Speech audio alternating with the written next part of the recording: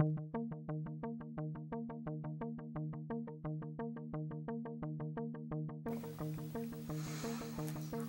right, everybody, good morning. This is Shirley from Family Savings Fun, and I want to talk to you guys a little bit about food journaling. This is actually my second food journal. I started a small notebook that was just a little bit larger than my cell phone case, and I tried an app on my phone and I really wasn't using them, so I decided, well, I wasn't using them efficiently, more to the point. So I decided rather than use my phone, because it would take a lot of battery juice to sit there and type for a few minutes and then upload it, and it was just a big pain in the butt. So I deleted that app and I got rid of my other journal after using it almost for the whole month of September.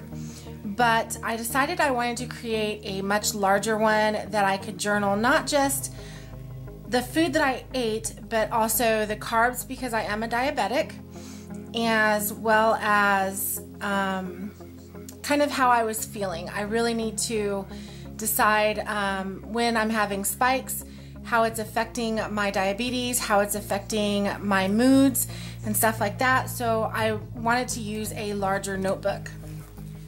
Now, I love this notebook. This notebook was on sale for $2, I believe. This is a Studio C notebook, and it has a really cute cover already, and it's really thick and sturdy, and I love that about these notebooks. And it also comes with this little elastic band that I can use to keep my notebook completely closed up. So if I need to, I can add little sticky notes or anything like that in there, or a recipe card if I pick one up, anything like that, and I can really keep track of that. The other thing I'm going to use this for as well is our family meal plan, and I can insert those simply the same way that I did this second cover that I created that I'll talk about in a second. But it's really important for me to make sure that not only am I feeding my family correctly, but I'm feeding myself correctly. My husband is now pre-diabetic, so it's important for him to be following a much stricter diet as well. So he'll be probably falling in line with my diet, which means by default our daughter will be falling in line with my diet, which takes a lot of stress off of me as well, especially since I start a new job on Monday. So let's just talk about this first page. I created this page just because I wanted to remember that this is a food journal.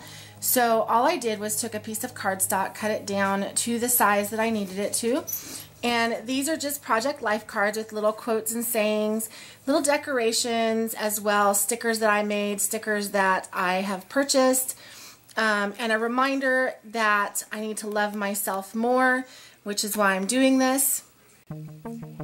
And just like a little thing, you know, dear fear, you've overstayed your welcome. Dear courage, don't leave me now. Just to remember that, you know what, I am a diabetic and I really have to take care of myself better, which is why I'm going on this food journal journey. So I wrote on here that this is a daily journal of food for a type 2 diabetic. That way, if something happens and I need to go to the hospital, or if I'm at work and I have a drop in my blood sugars and pass out, then my husband, who works at the same place, can open this up for the paramedics or for the doctor when we're at the hospital and say, this is what she had.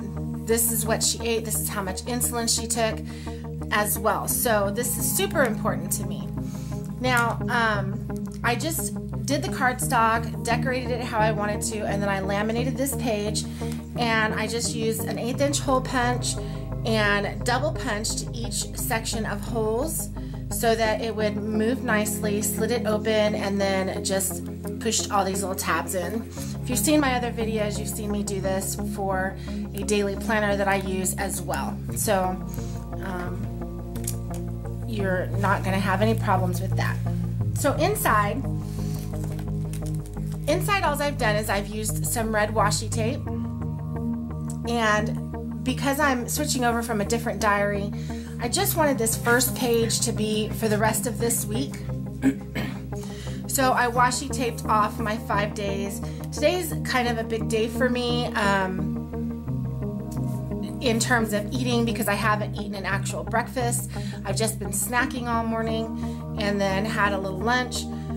So I left a bigger space for that, and then I've also left space underneath here to write, you know, like my mood, whether I was nauseous, whether I got a headache, stuff like that. So you can leave as many spaces as you want. This one is just 10 down, and then this one is 10 down. This one will be 10 down as well. And I've just separated these into days just to finish off this week, since I'm in the process of moving it.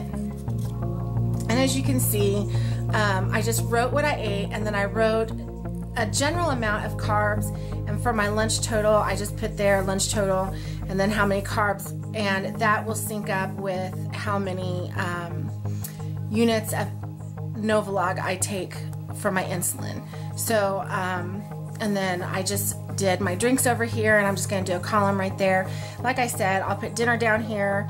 Tonight for dinner we're having some hamburger helper and some green beans, and I will probably slice up some avocados for me.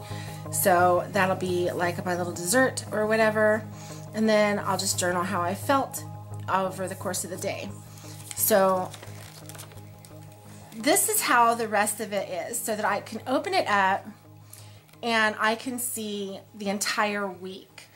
And I will put my meal plan in the center here, and then I will go from there as far as all of these other weeks. Like I said, I start a new job on Monday, so I want to make sure I have a good breakfast, and I want to make sure that I pack my lunch, because my husband and I are not eating out anymore.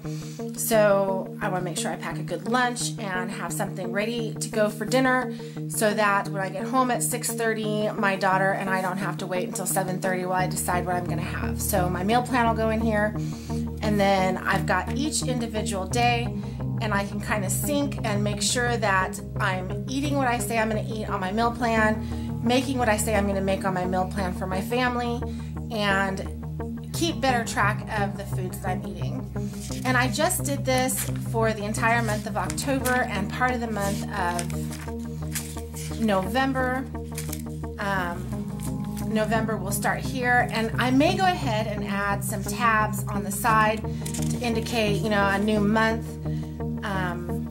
because I want to be able to go back and look at these, excuse me, I want to be able to go back and look and see where my spikes were, so that when I see my endocrinologist, we can really discuss changes that need to be made.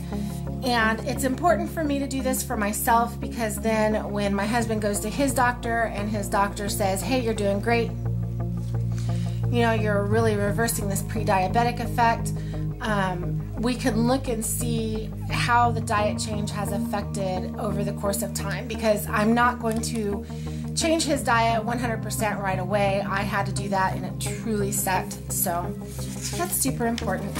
But as you can see, I've got lots of room to grow. I haven't done anything with the rest of this yet.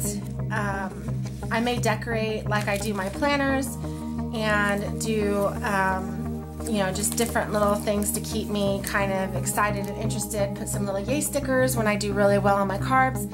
I'm trying to keep a 90 carb count or below, so that I don't have to take as many shots of insulin. So that's super important as well. Yeah, let me know what you guys think, and I will keep you guys updated on my food journal. So have a great day, and I will talk to you guys soon. Bye.